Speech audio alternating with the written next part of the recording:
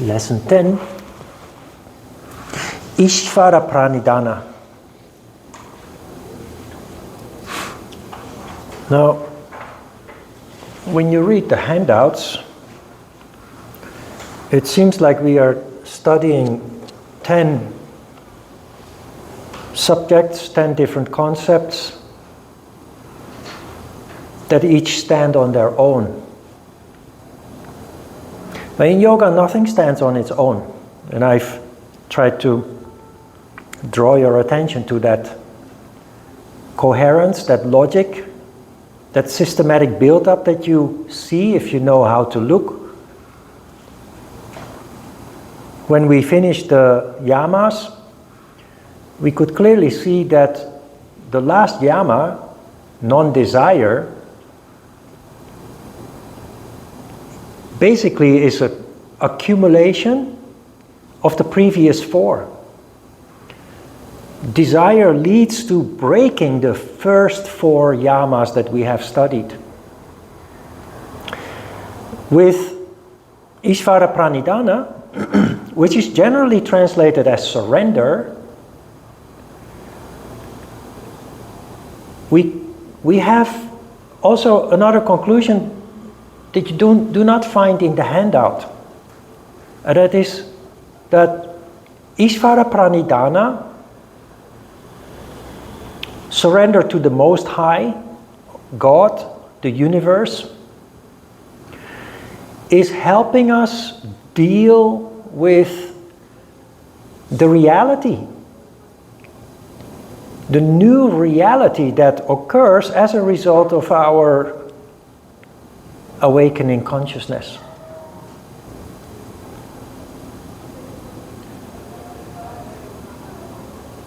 There is a problem with this Ishvara Pranidana. It literally means surrender to God. And the question, of course, is what is God? There are indeed traditional yoga teachers, many from India, of course. It's a cultural asset of India. Many generations of families in the spiritual realm. Just like we see with Christianity and Islam and the established religions, they have become very dogmatic. And instead of giving us answers, they often lead to more questions when we are searching for ourselves, when we are searching for the truth. Yoga is not a religion. I think we talked about this before. We will talk about it again. For me, religion is there are two different kinds of religion. There's the religion that is established based on philosophy, like yoga and other philosophies from other continents. People in power thousands of years ago, hundreds, thousands of years ago, used philosophy, structured philosophy in a way that they could use it as a form of government. If you look at Christianity, for example, Jesus Christ was a person. We look at him as a saint, but he was in fact a rebel because he questioned authority. He turned everything upside down. Real yogis are also, we are kind of rebellious because we ask questions, inconvenient questions, because we want to get to the truth for ourselves and for the world. Jesus Christ was a rebel that the Roman Empire tried to oppress because he questioned authority. And at that time, the Roman Empire was spreading into Europe and the Middle East, had spread into Europe and the Middle East. And of course, he questioned the Roman leadership in the area where he lived. So they crucified him. They killed him. Like still today, there are countries where people who ask questions are being killed. It took 400 years, between 300 and 400, I don't have the exact number, but while the Roman Empire continued to resist, they continued to oppress people wanting to practice their religion. Between 300 and 400 years after they had crucified Jesus Christ, they started to officially accept Christianity. They stopped persecuting and killing people who pursued their spiritual beliefs in the form of Christianity. But what did they do? They did not only allow it, they kidnapped it and started using it as a form of government.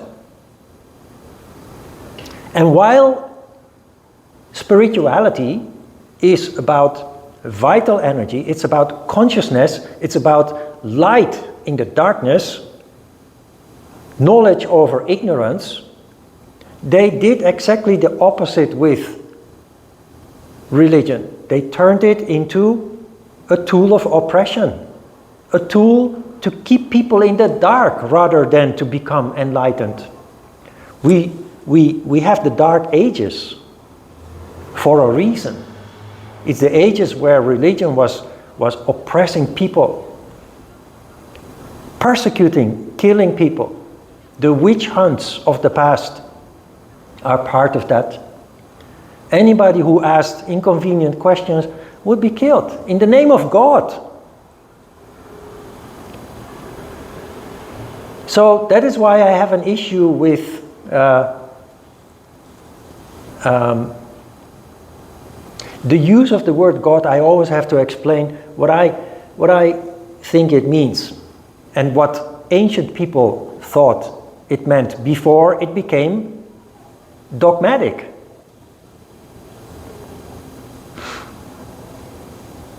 And when you practice yoga and you evolve, your consciousness awakens and you evolve, you will come to the same conclusions as I have over time. There is no coincidence. Coincidence does not exist. You will realize.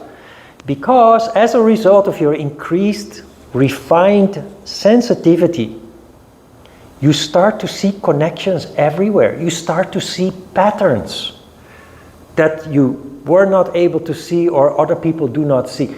You start to become aware of the law of cause and effect. You start to see that events that on the surface appear to be coincidental, that they are not coincidental, that there is something that went before it, and that there is something that needs to come out of it. And the deeper you become aware of this logic, the more you will admire or be in awe of the universal consciousness that is out there. Because you realize that everything that happens is part of the bigger picture, including yourself. And it puts into perspective our suffering, our struggles. It puts into perspective the obstacles that we need to overcome in our lives, the challenges that we find on our path. Because it is all part of a process that is designed to make us evolve. And to understand this, you have to look at the idea in Buddhism that a human being in the first place is a soul, a spirit. That spirit reincarnates time and time again. When your physical body dies, your spirit rises up. Not only in Buddhism, also in Christianity. There is the ascendance. So the spirit is indestructible, unbreakable, and unlimited, timeless. When the physical body dies, turns back to dust where it came from, the spirit ascends, and at some point in time will come down to take ownership of another physical body. In Buddhism, it is believed that we need to reincarnate 1 million times. I don't know where that number comes from, but it's just the idea that is important and not the exact number. We need to reincarnate 1 million times to find enlightenment, to stop the cycle of rebirth. Why 1 million times? Because you need to live through all these experiences that life throws at us to burn our karma, so that we stop our disharmony that leads to the manifestation of the physical body time and time again is caused by our karma, the restlessness, the desires, the subtle desires. And because we are ignorant, which means that we fail to see the reality, we have to suffer through 1 million lives, 1 million reincarnations, before we finally reach the light. That is also the underlying philosophy, the reason why in religion, especially in Buddhism, but in all religions basically, in all spiritual philosophies, life is considered to be a valley of tears. Life is considered misery. And the reason why is because of ignorance. So, when you start becoming conscious and you start to connect the dots, you see that the things that happen in life always carry a message in them. And the sooner we start to see that message, the sooner we can end the misery that is connected with that. As long as we fail to see that, we continue to suffer the same misery over and over again. Hence, 1 million reincarnations. What it basically means is we are stupid. We fail to see the reality, and as a result, we have to suffer 1 million reincarnations to finally reach the paradise, the heaven, the place where there's total peace.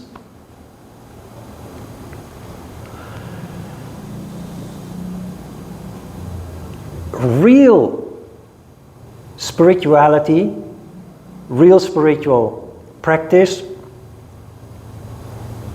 and that includes the religions before they were transformed into a tool of oppression. They were designed to help people reduce the number of reincarnations through consciousness, through insight, through wisdom. In essence, all these philosophies and what we now call religions, they started exactly like yoga started, with a question. Who am I? Why am I here? What is this all about? And why am I suffering? What is the purpose of all that? And it became a very sophisticated study of the human psyche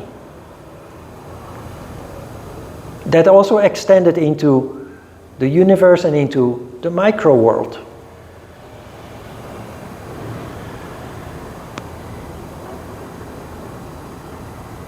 Ishvara Pranidan, surrender to the Most High, is not something that you can do by going to a temple or a church.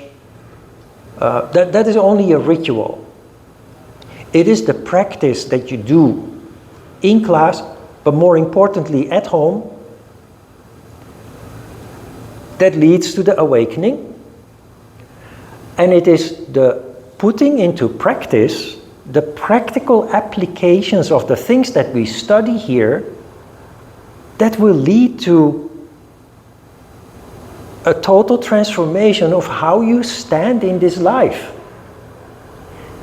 It leads you to understand how you function and how things that happen in your life but do not typically happen in another person's life or in another way, that they are actually designed for you. They are meant to happen to you. It's like a spiritual kick in the butt to wake you up, to make you see the truth, the reality, so that you can grow, so that you can improve, so that you can evolve. And so that you can shorten the number of reincarnations that you have to suffer through, because consciousness, awareness, leads to the ability, your ability, to avoid misery in the first place, because you start seeing how it is caused.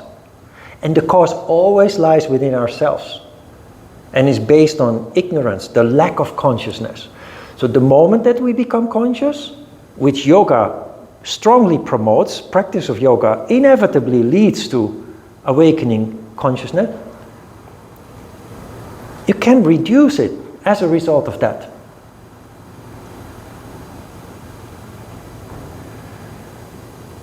Ishvara Pranidan helps us to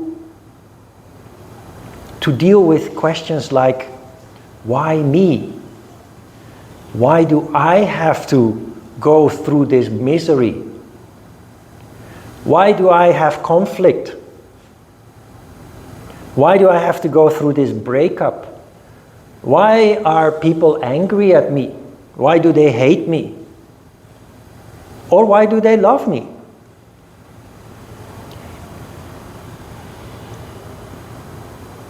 Out of ignorance, in our ignorance, we have a tendency to label events in our lives, and we say, this is auspicious, this is inauspicious, this is good, this is bad. Naturally, we try to avoid bad, but it happens anyway, and we feel helpless.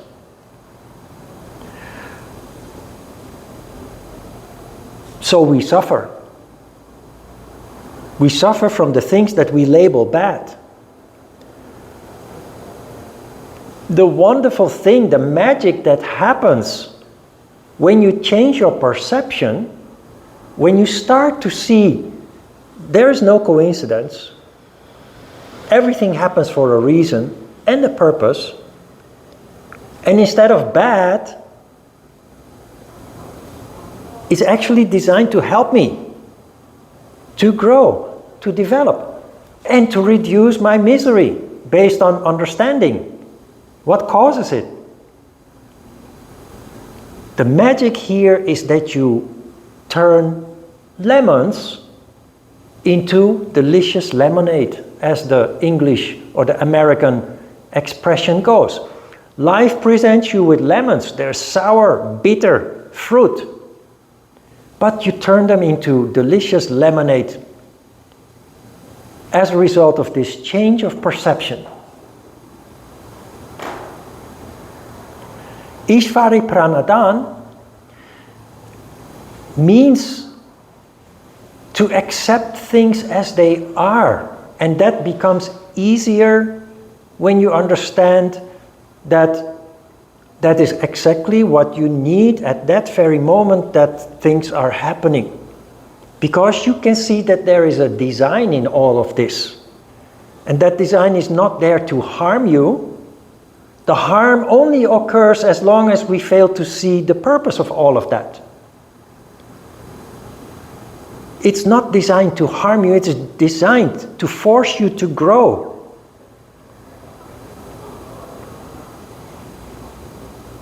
And not growth in terms of the number of diplomas that we have, but in terms of our character, our humanity. When life is very comfortable, remember the story of Gautama the Buddha, who grew up in luxury and comfort. He felt stuck because life wasn't challenging him in all that luxury and comfort. He felt stuck. When we live in relative comfort, we do get stuck. Because we have the natural tendency, it is only human, to go into that comfort bubble and enjoy it. We can't help it. It is when things become shaken up, when things go off the rails, when we fail, when we lose our job, when we are in a conflict with people, with our partner or parents or children, it is then, when things are shaken up, that we are forced out of our comfort zone and forced to actually open our eyes and go to work. And it is there where the potential for growth and development lies. When you start to see that, you stop suffering. The first hit, of course, we are all only human. When something happens, the first hit, you feel the pain. But you then quickly go into another mode in which you see, in which you reason. Instead of being overwhelmed with the emotion, you quickly go into a mode of reasoning where you see logic, where you see the purpose of what you are going through is actually not negative, as it felt at first. But actually, you can do something good with it. You can make lemonade out of those lemons. That's exactly what this expression means. Life presents you lemons, make lemonade out of it. It is an art to be able to do that. And yoga presents you the ability to develop that art. Ishvara Pranidan. First, stop resisting against the things that happen. Stop resisting, because as long as we resist, we block our energy, and when our energy is blocked, we have no insight, because insight is in the crown chakra. Insight, wisdom, intuition is in the crown chakra. The crown chakra does not function when we are tensed, when we are stuck, when we are stressed, when we are suffering, because that pulls our energy down. After next week we will start studying about the chakras. You will see how important it is. That energy must not be pulled down, because that is where our lower emotions and desires are located. Energy must go up so that we can stay, that we keep oversight, that we can stay connected with our heart's content, that we can keep insight into the things that are happening without ending up in an emotional knee-jerk cramp. And it's easy to talk about these things, but it is very human to find it very difficult to have control over these kind of things. And then you realize that this is what life is about. Developing awareness, but that's not enough. Doing something with that awareness to try to gain control. That's why we talk about all these kind of things.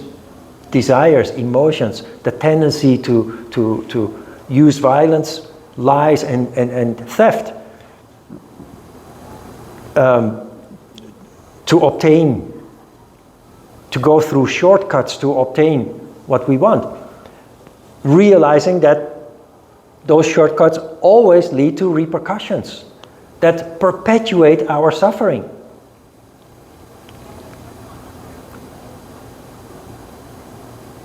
You will come to the insight that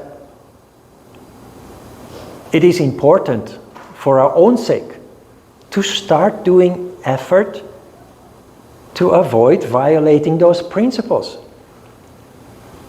The reward will be that it brings enormous peace of mind in your life. It leads to a considerable reduction of suffering.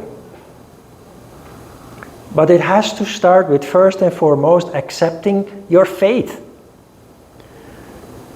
If you are lamenting your faith, feeling sorry for yourself because of all your misery, it's something that most people recognize.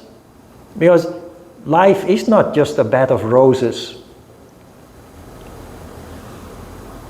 The moment that we realize that, and we basically open the door to a more positive and constructive approach to all that. So Ishvara Pranidan is this: accept things as they are, accept yourself as you are, and the situation that you are in. And from that moment on, no matter how miserable you are, things can only get better. That is the starting point from where there is only one way, and that way is up. Again, it's not a bed of roses. It is a process that is based on trial and error. And I always call it the process of 2 steps forward, 1 step back. 2 steps forward, 1 step back. Why?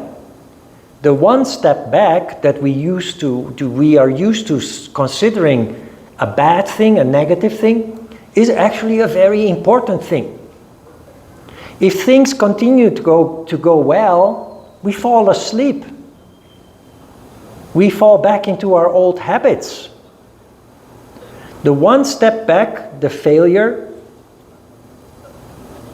keeps us sharp, keeps us awake. And it is because of the 1 step back that we are allowed to make 2 steps forward in the first place. Without the 1 step back, there wouldn't be 2 steps forward. So we need to also accept the reality of this, that life is simply a process of 2 steps forward and 1 step back. And when you see that, just like everything that we discussed just before, you stop considering that 1 step back, that setback, that one-time failure on your pursuit towards the future. You stop perceiving that as a bad thing. You start to appreciate it as a good thing because you realize it will allow you to yet again make progress forward.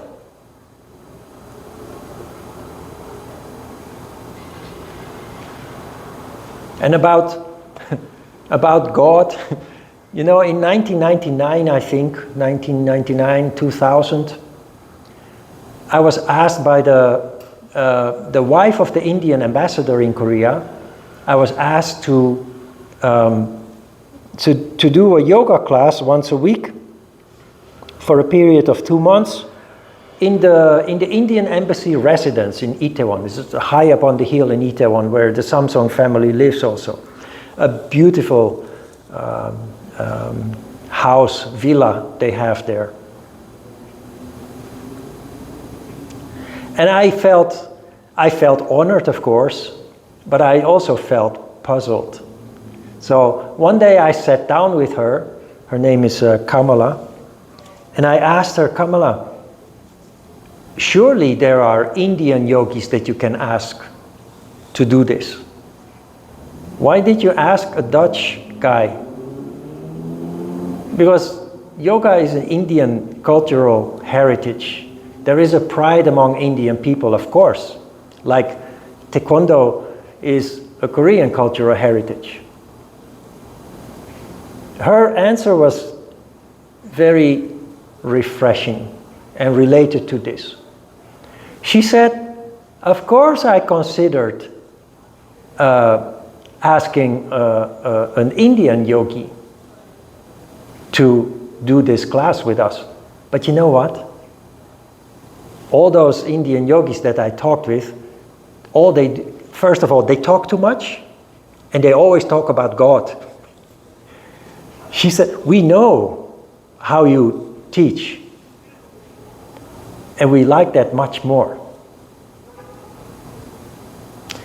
So there is this idea that yoga is a religion, but it's not. It's a science of life. And I'm convinced that what we now know as religion was once a science of life as well.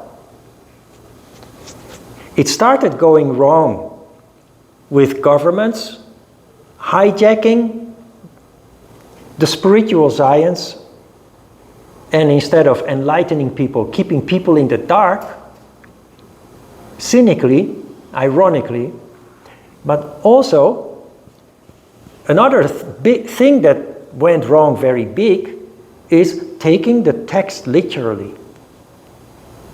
We will soon start reading the Hatha Yoga Pradipika. If you take the text literally, it doesn't tell us anything. And in the worst case scenario, it makes us do things that are really harmful for us. Lesson 13, we start with Kriya. Kriya is really damaging to our physical body if we put that into practice, what is described literally. Yoga is not designed. Yoga is a healing practice, not a damaging practice. So if you read that book, you must already ask yourself, what's behind it? And also, there's just one thing that ancient books have in common. They are written in symbolical language. The Bible, all the holy books. If you're not able to understand the symbolism, you can't read the book. So you will see when we read the Hatha Yoga Pradipika, I have a very practical approach to give you insight into the meaning behind the symbolism. And it is then that you start to see how wonderful the whole science is.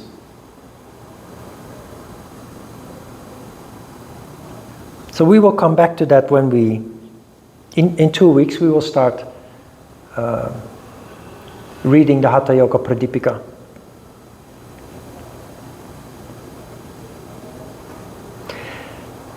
Questions about Ishvara Pranidan? Does it make sense a little bit? If you understand what it is about, it will be hugely helpful in how to deal with the daily life situations, with yourself, also with your past.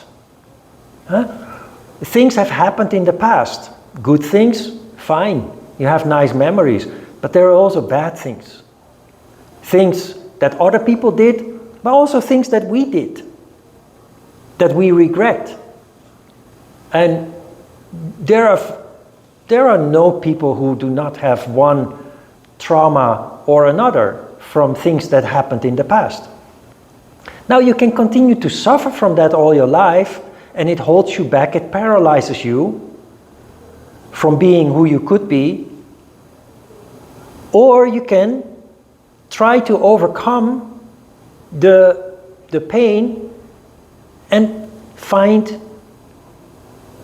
something positive in the trauma. People who are able to do that often develop some wonderful quality they otherwise would not possess. Again, making lemonade out of lemons. Traumatic experiences, when we are able to overcome them, they shape our characteristics. They help us developing something beautiful that otherwise would not have manifested. So even there you can find reason. It's hard because of the pain. But pain is something that we identify with, and as a result it keeps us imprisoned. But the moment that we can come out of that prison of the identification with the traumatic experience, the pain that comes with it, it starts to manifest into something positive, into something constructive.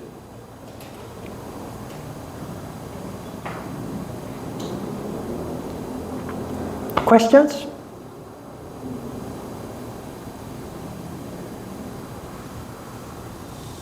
Okay, let's have a short break.